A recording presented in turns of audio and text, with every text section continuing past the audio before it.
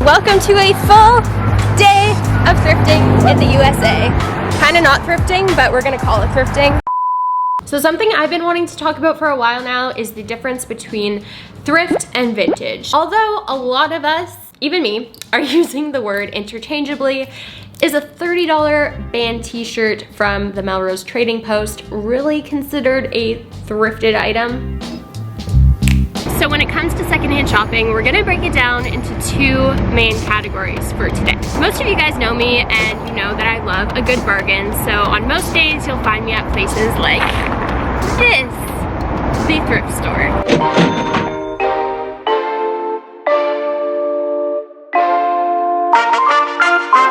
Usually when I come here, I can spend hours on hours, days, just kidding, looking for things that are on my thrift list. But as you can see, the prices are usually a lot lower, so it's generally worth the time.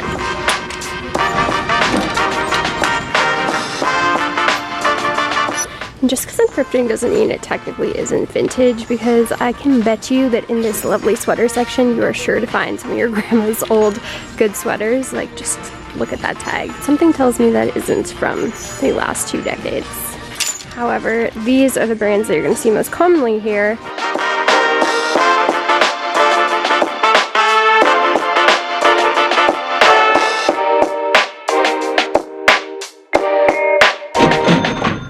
So since my buying behaviors have pretty much changed drastically over the last couple years, you'll also find me at lovely places like this. You can generally find flea markets in like all major cities, just a quick Google search, or even go on good old Facebook. So generally at flea markets, vintage markets, stuff like this, it's a place where a bunch of different vendors, all different types of stuff, come together to sell secondhand goods. It's usually not charitable, it's usually not the cheapest, but I'm excited because it's always more curated. So I brought the cash with me today and we're gonna have a good time. Woo! Thanks, someone else is feeling the energy.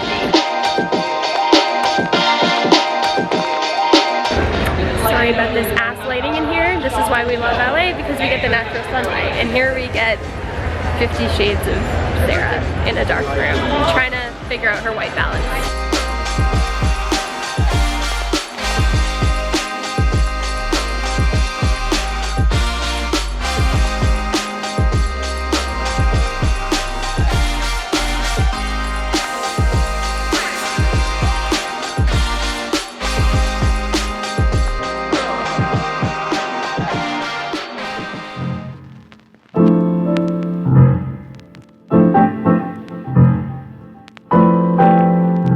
Thrift stores are selling vintage clothing and also new clothing, all at the bottomest price that they can. They get it all for free. They sell sweaters for $5 to $10. They sell jackets for $15. A vintage store, like me, we go to those stores, buy the stuff that we like, leave all the crappy stuff, and then we resell those things at a premium price, at like market value. We like to think of ourselves as really an alternative to fast fashion, so it really has to be trendy at the moment, but still bring in that great quality that vintage is known for.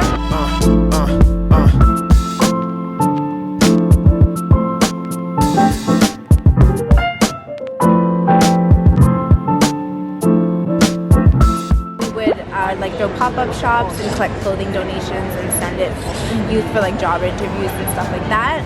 I have 3 stores, 2 in the UK and 1 in Toronto. Everything's e-commerce at the moment, so we sell predominantly through our website, Instagram, and then like I'd say 8 apps, like online apps. I want to say we don't need anything else made in China. We have enough of it here already. And if you want to buy something, there's lots of cool stuff that you can get, you know, that's already around. Voila!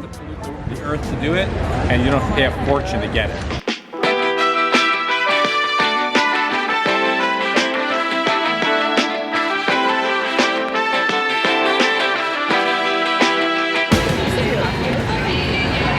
When the vintage knowledge is real. Honestly, the fact that 90s vintage is just a little bit scary to me. Early 80s. Early 80s? That's about smack dab between now and 1980. That's from the 70s.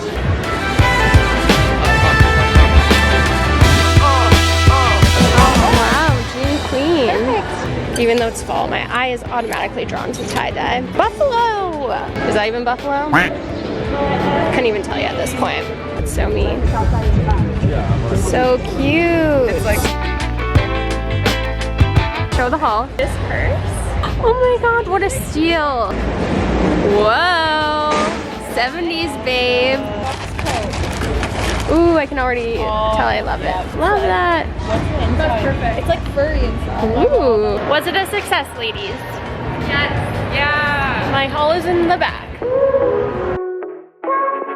So to be completely honest with you guys, when I used to go to vintage markets, flea markets, these types of events, I used to be a little bit butthurt at the pricing, and I didn't really understand why I was paying more than a thrift store price for these specific items. Now, as someone that actually thrifts and buys mostly secondhand and actually resells kind of on the side hustle, I totally 100% get it. Personally, for me, it's just a much more fun way to shop because you're getting such unique items. To me, that's what makes fashion more exciting. Plus, not only is it great for the environment, it is still most of the times better for your wallet. So generally also with items from vintage markets, you're gonna be getting high quality items. Generally, buyers pick items that have very high quality materials because they're gonna last and they're gonna hold their resale value. Literally 100% of the people that I interviewed buy their inventory. So they're not accepting donations, whereas a thrift store does. So this automatically boosts the price of the good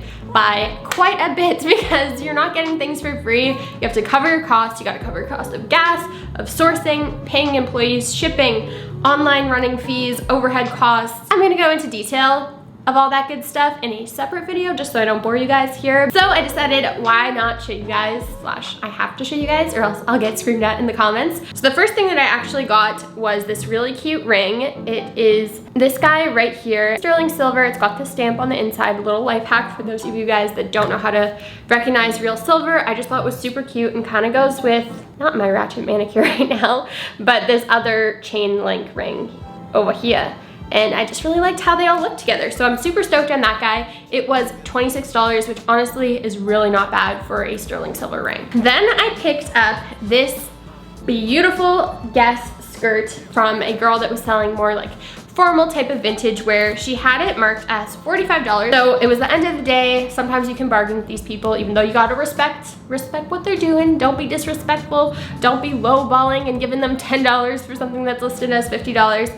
But I think I actually ended up giving her $35, which is a pretty good deal considering this is from the 90s. It's got that old Guess tag on it. She told me this was from the Claudia Schiffer era, and I am completely in love with it. Some booths actually had discounts, which was amazing. So I picked up 2 t-shirts for $30 altogether. The first one that I got is this Tommy Hilfiger t-shirt, which isn't technically vintage per se. Some of these booths, as you guys also saw in the interviews, were more focused on thrifting secondhand items that are still on trend and good quality, which is honestly kind of what I do with my pop-ups as well, because there's so much that's from the 90s, early 2000s that is just getting dumped, but it's still comparable to the styles that are out today, and the quality, hint hint, is a lot better. And I got this one in the bundle as well, which I am planning on cropping.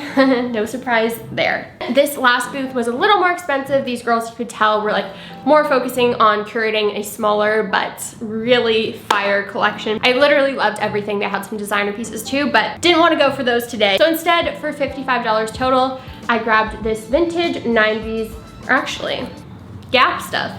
Has the date on the tag. Just a little pro tip. So if you really want to get into it and know when the piece was made, it usually says. I think this one means it was made in 1997. I could be very wrong. I need to learn how to read my Gap tags a little better, but I just thought this as a top would be so freaking cute. And along with that top, I picked up this one, which they had listed as $32 as well. It's a really cute bustier top from Jacob, and I just love the detailing on it, and I have some more formal things coming up, so I decided why not get this instead of spending a lot of money on a fast fashion dress that I'm only gonna wear once. And then lastly, I felt super bad because we got there late and we were walking out as like all the vendors were packing up, but I saw this in someone's bag and I was like, I think I need that in my life. It is so cute, so fall, and again, it's that old Gap tag, probably from the same era. They had this marked as $35, but I think I paid $30 for it.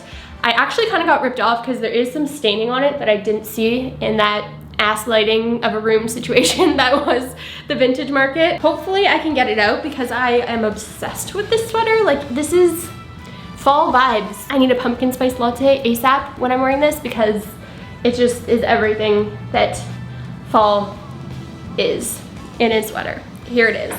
She is fall. She is great. Hopefully that gives you guys a little bit of a better breakdown of how I shop vintage markets versus thrift, because you guys see that all the freaking time on my channel. I'll link those up here if you guys aren't familiar with my like thrifting shenanigans. I go off. Definitely when vintage shopping, you have to be a little bit more selective, have something in mind, and bring your cash. Do your research. Every time I go, I come out with the goods. Leave me your guys' vintage market / flea market recommendations down below, because if there's any near Toronto, I definitely want to check them out, because sadly they don't happen so often here, and it's just a sad situation. And whether you are vintage shopping or thrift shopping, either way, they're both incredible for the planet and small businesses. So keep on doing you, and let's just thrift haul it up for 2019, and I don't know what I'm saying. So don't forget to subscribe, like, comment, and follow me on Instagram, and I will see you guys on the next video. Mwah!